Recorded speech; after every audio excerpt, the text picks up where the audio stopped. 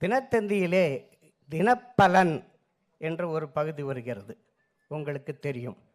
12 ராசிகளை பற்றியும் அதிலே எழுதியிருப்பார்கள். சில ஆண்டுகளுக்கு முன்னால் கலைஞர் முரசொலி அலுவலகத்துக்கு வந்தார்.